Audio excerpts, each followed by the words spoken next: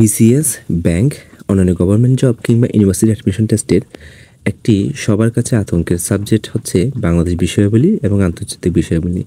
আজকে আমরা বাংলাদেশ বিষয়াবলী এই সাবজেক্টটির প্রশ্ন বিশ্লেষণ করে থাকবো। আসলেই এটি আমরা যদি একটু গুছিয়ে পড়ি, আসলে আতঙ্ক না, এটা আমাদের সবচেয়ে একটা শক্তির জায়গা হবে বলে আমার বিশ্বাস। তাহলে আমরা একটু দেখব কোন কোন অংশ থেকে বিসিএসে এবং ব্যাংকে বেশি প্রশ্ন হয়। বিসিএস এর প্রশ্ন বিশ্লেষণ ধরেই আমরা বিসিএস এর বাংলাদেশ বিষয়াবলী প্রশ্ন ধরেই প্রশ্ন অ্যানালাইসিস করা হলো।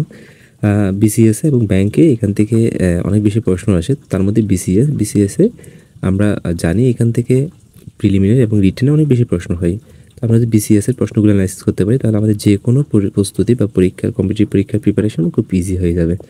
আমরা যদি একটু দেখি বাংলাদেশ বিষয়াবলীতে জাতীয় বিষয়াবলী নামে একটা টপিক আছে। জাতীয় বিষয়াবলীর মধ্যে অর্থাৎ বাংলাদেশের জনপদ, যে প্রাচীন জনপদ যেগুলো আছে সেগুলো জনপদ এবং প্রাচীন ইতিহাস। প্রাচীন ইতিহাস মানে অনেক আগে যে আমাদের বিভিন্ন শাসন ছিল না, লক্ষণ সেন, তারপর হচ্ছে গুপ্ত, পাল, এই যে শাসন ব্যবস্থাগুলো, ওই শাসন ব্যবস্থা এবং হচ্ছে ওই সময় থেকে 1947 সাল পর্যন্ত বিভিন্ন শাসন ব্যবস্থা, সিরাজউদ্দৌলা শাসন কিংবা মাঝখানে যে ঘটনাগুলো হয়েছিল সেগুলো, এগুলো আমাদের জনপদ এবং হচ্ছে প্রাচীন ইতিহাস। এরপর আমরা যদি যাই 1947 থেকে 1970-এর ঘটনাবলী, অর্থাৎ এটা আমাদের জন্য খুবই খুবই গুরুত্বপূর্ণ।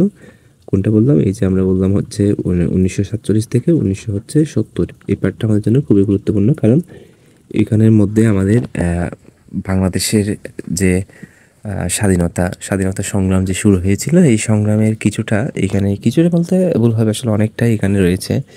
এরপরে আমাদের সবচেয়ে গুরুত্বপূর্ণ পার্ট, সেটা হচ্ছে 1971 সালের মুক্তিযুদ্ধ। এখান থেকে অনেক বেশি প্রশ্ন হয়, কারণ 1971 সালের মুক্তিযুদ্ধের মাধ্যমেই আমরা আমাদের এই স্বাধীন সার্বভৌম দেশ পেয়েছি।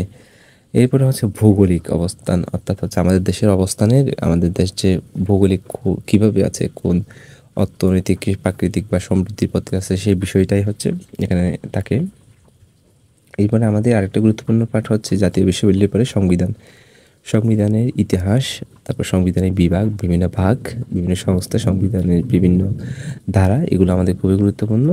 তারপর হচ্ছে সরকার ব্যবস্থা, অর্থাৎ একটি দেশের সরকার, আমাদের দেশের সরকার ব্যবস্থা কীভাবে চলে, সাংবিধানিক বিষয়গুলো, প্রশাসনিক বিষয়গুলো কী কী, এগুলা। তারপর হচ্ছে কৃষিজ সম্পদ, অর্থাৎ আমাদের দেশ হচ্ছে, আমরা জানি কৃষি প্রধান দেশ একটা সময় ছিল, এখন নাই বলতে চলে। তবে কৃষি প্রধান দেশ হওয়ার কারণ থেকে তখন থেকে আসলে কৃষির উপর একটা বিশেষ দিক রয়েছে, সেজন্য বাংলাদেশের কৃষিজ যে সম্পদগুলো আছে সেই সম্পদগুলো নিয়ে এখানে কথা বলা হয়েছে। তারপর জনসংখ্যা ও উপজাতি আরেকটা ভাইটাল পার্ট, কারণ হচ্ছে আমাদের দেশে বিচিত্র রকমের উপজাতি বা জনসমষ্টি রয়েছে।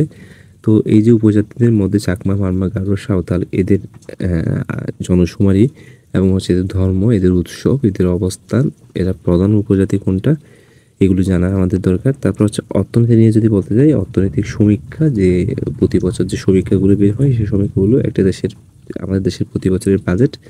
তারপর হচ্ছে পঞ্চবার্ষিক পরিকল্পনা, অর্থাৎ আমাদের দেশের যে পঞ্চবার্ষিক 5 বছরের যে পরিকল্পনাগুলো হয়ে থাকে, সেগুলো হচ্ছে আমাদের মধ্যে জমার জন্য খুবই গুরুত্বপূর্ণ। এরপর হচ্ছে শিল্প বাণিজ্য মানে হচ্ছে আসলে আমাদের দেশের বর্তমান যে শিল্প এবং বাণিজ্য কতটুকু অগ্রসর হয়েছে এবং কোন কোন ক্ষেত্রে আমরা অধিক বেশি পারদর্শী, সেই বিষয়গুলোই আমাদের এখান থেকে জানতে হবে। এরপরে 8 নম্বর টপিক হচ্ছে রাজনৈতিক ব্যবস্থা, অর্থাৎ প্রধান ও সুশীল সমাজ।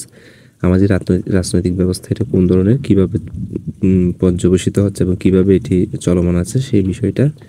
তারপরে এরপর হচ্ছে 9 নম্বর অন্যান্য যে টপিকগুলো। আসলে আমরা এই পার্টগুলো ভালোভাবে আমরা যদি শেষ করতে পারি, তাহলে আমাদের আর কিছুই থাকে না। এখন এখান থেকে আমরা যদি এমসিকিউ যদি 30-এর মধ্যে প্রায় 22 থেকে 25টা এখান থেকে আসে। অন্যান্য যে টপিক বলতে আমরা এখানে লিখলাম, আরও অনেক তো বিষয় থাকে, সাম্প্রতিক 2-1টা প্রশ্ন আসে, 2-3টা প্রশ্ন। এরপরে অন্যান্য হার্ড কোনো টপিক যেগুলো থেকে সচরাচর প্রশ্ন হয়, সেগুলো থেকে কিছু প্রশ্ন আছে। অর্থাৎ 30-এর মধ্যে আমরা 25 পাবো। এই 8টি টপিক যদি আমরা ভালো করে করতে পারি, 25-26 এতটুকু পেতে পারি। আর যদি অন্যান্য বিগত বছরের প্রশ্ন এগুলো যদি ভালো করে পড়ি এবং হচ্ছে আমরা যদি সাম্প্রতিক বিষয়গুলো নিয়ে একটু চর্চা রাখি, তাহলে আমাদের বাকি এমসিকিউগুলো কমন পাওয়া সম্ভব হবে। ধন্যবাদ সবাইকে।